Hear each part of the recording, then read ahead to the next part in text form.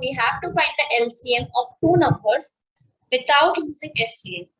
Previously, we have learned about LCM and we have find the LCM by using this formula.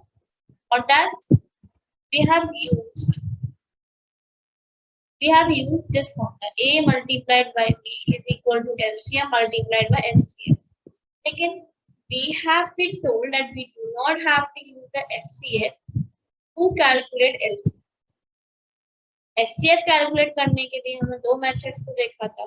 Now, without using SCF, we have to calculate LCM. So first of all, what is LCM? LCM is least common multiple. Full form है इसका least common multiple and इसी में इसका meaning छुपा हुआ है.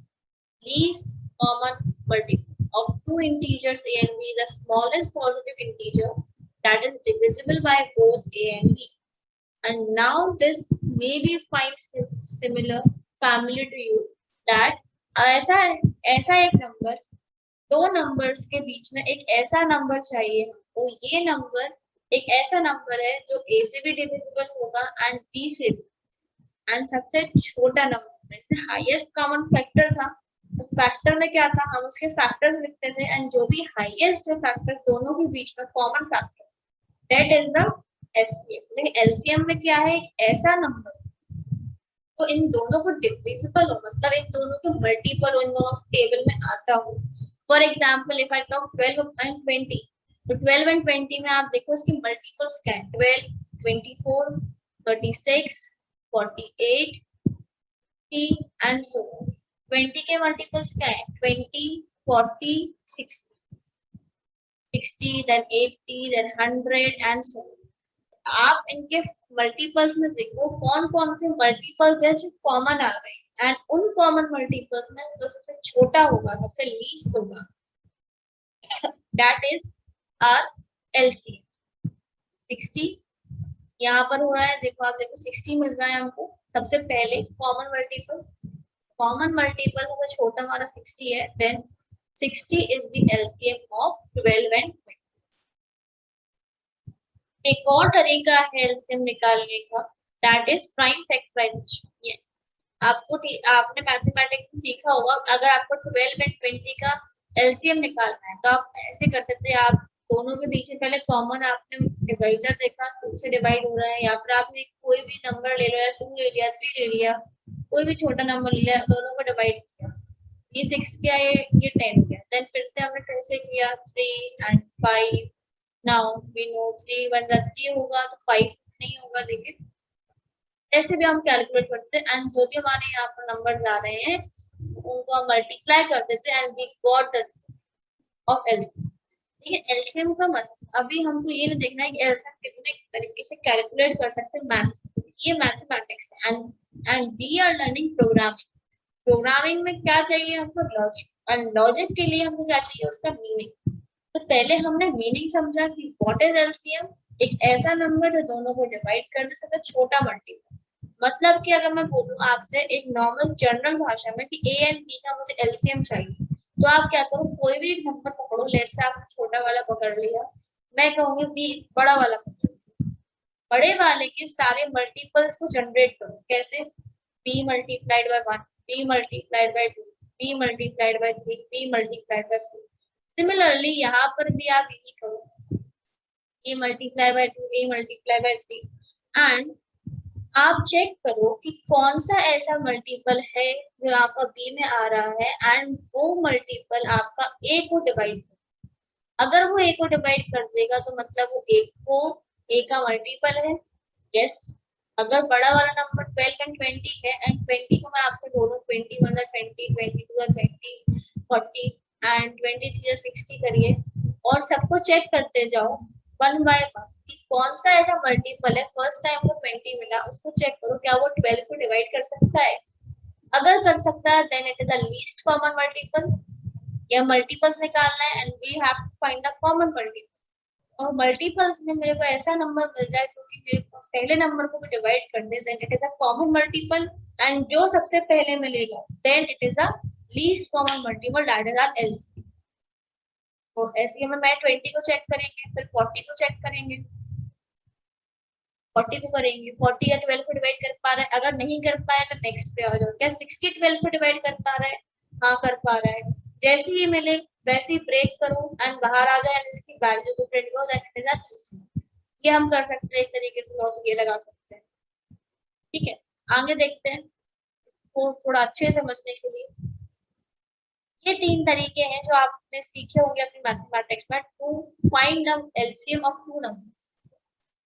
पहला तरीका जो मैंने आपको बताया कि मल्टीपल ऑफ 5 लिखो, मल्टीपल ऑफ 6 लिखो लाइन से, एंड जो भी कॉमन सबसे पहले मिले, सबसे पहला कॉमन मल्टीपल मिले, then it is the LCM of both numbers. तो 5 और 6 का था तो 5 की मैंने मल्टीपल्स को लिस्ट कर दिया, 6 के मल्टीपल्स को मैंने लिस्ट कर दिया, एंड जो भी मुझे कॉमन मिला वो मैंने प्रिंट कर दिया। यही मैं उस टाइम बोल रही थी कि मैं क्या करूँ, अगर प्रोग्राम मैं करना चाहूँ मैं बड़े वाले नंबर्स के मल्टीपल्स को जनरेट कर सकती हूँ। कैसे? 6 1 6, 6 2 12, 6 18, एंड जैसे मेरे को 6 1 6 मिला मैं चेक करूँ क्या ये पहला वाला मल्टीपल 5 को डिवाइड कर पा रहा है। अगर नहीं कर पा रहा है तो नेक्स्ट पे जाओ, क्या ये डिवाइड कर पा रहा है पहले वाले नंबर को जो मेरा ए था, छोटे वाले नंबर को? नहीं कर पा रहा है। क्या थर्ड वाला कर पा रहा है मेरे छोटे वाले नंबर को डिवाइड? नहीं कर पा रहा है। देन फोर्थ पे आओ, क्या ये वाला कर पा रहा है? नहीं कर पा रहा है। देन फिफ्थ पे आते हैं, क्या ये कर पा रहा है? हाँ ये कर पा रहा है, तो इसकी वैल्यू को प्रिंट करते हैं एंड लूप को खत्म। एलसीएम यूजिंग प्राइम फैक्टराइजेशन, ये मेथड भी आपने पढ़ा है। एलसीएम यूजिंग रिपीटेड डिवीजन, ये मेथड ही मैंने आपको बताया कि आपको रिमेम्बर कराया कैसे आप करते हो। ये तीन तरीके हैं, लेकिन हमने फिर से बोलूंगी हमको मेथड्स पे नहीं, हमको लॉजिक पे जाना है, क्योंकि हमको लॉजिक लगाना है एलसीएम, हमको एलसीएम फाइंड करना है। तो for that we have to understand its meaning, and meaning हमको समझ आ गया है, लीस्ट कॉमन मल्टीपल का मीनिंग क्या होता है। प्रोग्राम का आइडिया लेते हैं। इसमें मैं क्या करूंगी, दो नंबर्स ले लिए ए और बी, लार्जेस्ट नंबर को मैंने फाइंड कर लिया, वही मैं अभी तक लार्जेस्ट नंबर को लेट से मैंने बी में कर दिया या ए में कर दिया, the LCM of two numbers can not be less than A. यहाँ मैंने उन्हें लार्जेस्ट नंबर को ए में स्टोर किया, ए एंड बी में जो भी लार्जेस्ट होगा उसको मैं ए में कर लिया। मुझे पता होना चाहिए कि लार्जेस्ट नंबर कौन सा है। हमको पता है जो एलसीएम ऑफ टू नंबर्स होगा वो ए से छोटा नहीं है ना, बड़े वाले नंबर छोटा नहीं होगा, उसी का मल्टीपल। अगर वो ए की टेबल में आ रहा है तो बी की टेबल में तो आएगा ही, लेकिन ए की टेबल में हमको पहले मिल जाएगा। फॉर एग्जाम्पल जब हम 5 एंड 6 का मल्टीपल निकाल रहे थे, लीस्ट कॉमन मल्टीपल, उसका जो एलसीएम आ रहा था वो 30 आ रहा है। अगर आप 5 के टेबल में देखो तो मल्टीप्लाइड बाय 6 है, एंड 6 के टेबल में देखें तो मल्टीप्लाइड बाय 5 है। पहले किसकी टेबल में मिलेगा? पहले किसका मल्टीपल मिलेगा? 6 की table. That's why we are using the bigger. आप चाहो स्मॉलर नंबर से भी कर सकते हो, उसके मल्टीपल्स को जनरेट कर सकते हो, 5 1 5, 5 10, 15, एंड कंपेयर कर सकते हो, चेक कर सकते हो क्या वो बड़े वाले नंबर जो दूसरा नंबर है हमारा उससे डिवाइड हो रहा है। अगर हो रहा है then it is the least common multiple. लेकिन मैं चाह रही हूँ मेरा आइट्रेशन जो है, नंबर ऑफ आइट्रेशन कम हो जाए, इसलिए मैंने बड़े वाले नंबर को, बड़े वाले नंबर है वो जल्दी मिल जाएगा एलसीएम कंपेरेटिवली तो छोटा नंबर। अगर 12 एंड 20 का निकाल रहे थे हम तो 20 में हमें थर्ड टाइम मिल जा रहा था 60, लेकिन 12 में मेरे को फिफ्थ टाइम तक जाना पड़ रहा था। और बड़ा नंबर लोगे तो और ज्यादा टाइम लगेगा। तो फर्स्ट कॉमन मल्टीपल कैसा होगा? हमारा एलसीएम होगा। सो हम क्या करेंगे, लार्जेस्ट नंबर के मल्टीपल्स को जनरेट करेंगे, let's say m। Larger number कौन सा है? हमारा a। तो हमने फर्स्ट, उसका फर्स्ट मल्टीपल कौन सा होगा? अगर a की वैल्यू है, a की वैल्यू 12 है तो उसका फर्स्ट मल्टीपल क्या होगा? 12 ही होगा।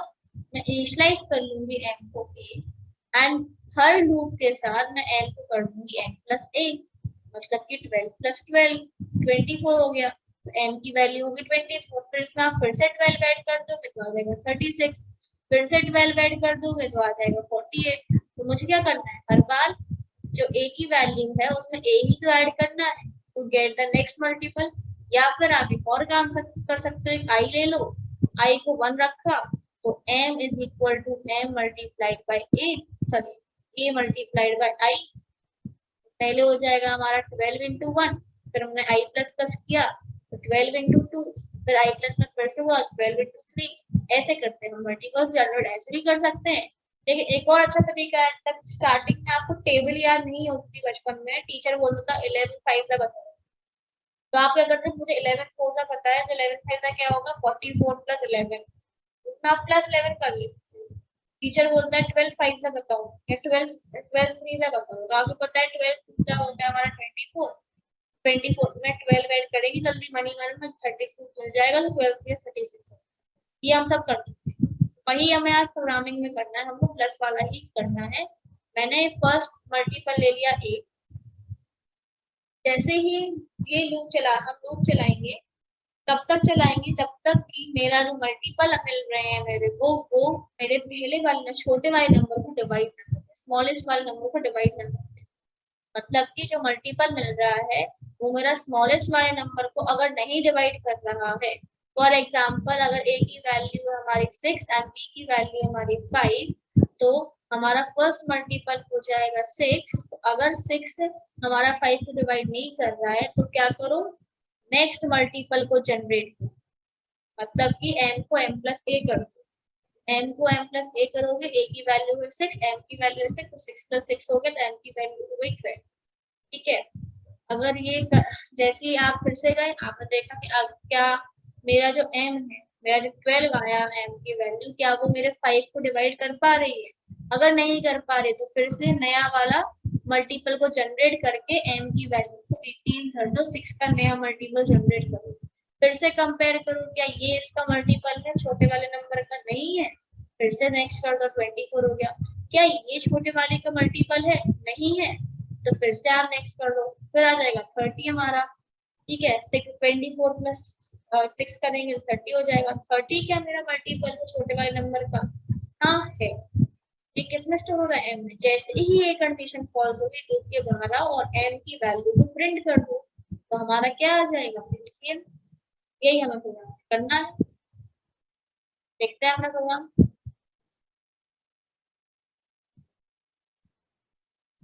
This is the program. पहले मैंने क्या किया, मैंने बड़ा वाला नंबर लिया, बिगर नंबर को फाइंड किया यहाँ पर स्वैपिंग से। याद है लास्ट क्वेश्चन में मैंने स्वैपिंग करी थी। अगर मैं चाहती हूँ कि मेरा नंबर रहे वो ए हमेशा मेरा बड़ा रहे, लेकिन हो सकता है यूजर जो है वो ए की वैल्यू को 5 कर दे, बी की वैल्यू को 6 कर दे, बी में बड़ा नंबर पास।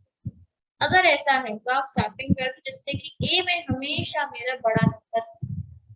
ठीक है, आप चाहो तो एक्स्ट्रा वेरिएबल में बना सकते हो मैक्स नाम का, इसे आप यूज कर सकते हो। मैक्स कैसे निकालोगे, दोनों में मैक्सिमम नंबर फाइंड कर लो और उसको स्टोर कर। लेकिन फिर आपको ये समझ नहीं आएगा कि मिनिमम नंबर क्या है, तो मिनिमम नंबर को और मैक्सिमम नंबर को अलग अलग स्टोर करना पड़ेगा और उसी के हिसाब से आपको आगे कैलकुलेशन करनी पड़ेगी। मैं चाहती हूँ क्यों मैं फालतू में दो वेरिएबल्स बनाऊं, जब मेरे पास दो वेरिएबल्स हैं और मुझे उन्हीं दोनों पे काम करना है, तो मैं क्यों ना उन्हीं पे काम करने करूँ। मैंने अपना ये लिखा एंड मैंने फर्स्ट मल्टीपल को जनरेट किया। फर्स्ट मल्टीपल क्या हो जाएगा मेरा? m इज इक्वल टू ए। मतलब अगर a की वैल्यू हमारी, लेट सपोज a की वैल्यू मैंने दी 6 एंड b की वैल्यू मैंने दी 5, तो m में क्या स्टोर हो जाएगा? 6।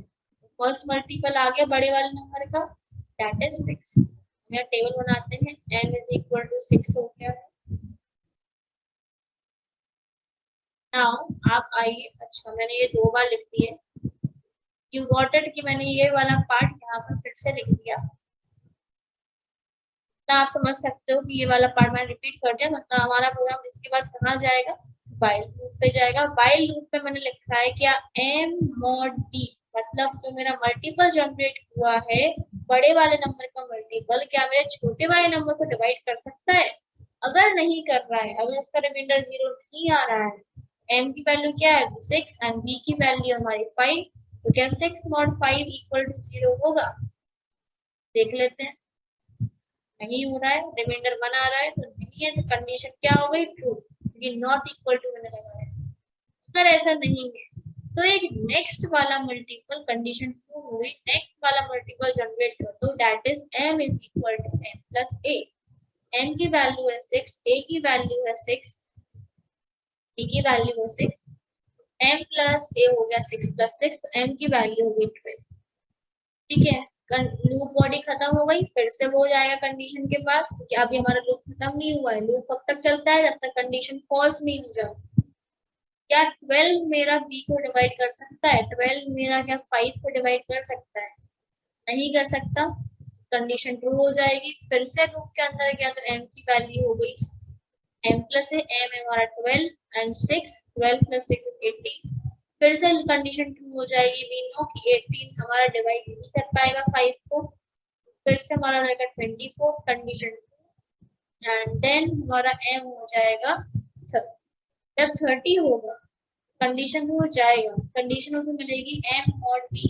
m हमारा 30 हो गया है, b हमारा 5 है। क्या ये 35 को डिवाइड कर सकता है?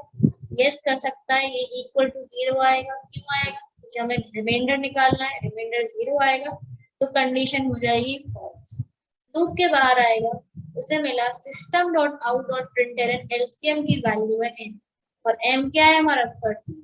यही एलसीएम हमारा आना चाहिए अकॉर्डिंग टू मैथमेटिक्स।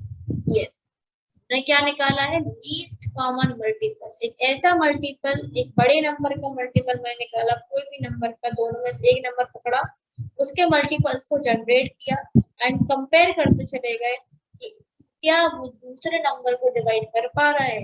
अगर हाँ, इसका मतलब ये है कि दोनों आपस में कॉमन है दो नंबर्स के लिए, then we have printed its value. This is the question for LCM without using SCM. थोड़ा सा ट्रिकी है, इसका ड्राइंग करोगे, अलग अलग वैल्यूज का प्रैक्टिस करोगे, तो I hope you will get the solution very clearly. So that's in this video. Thank you.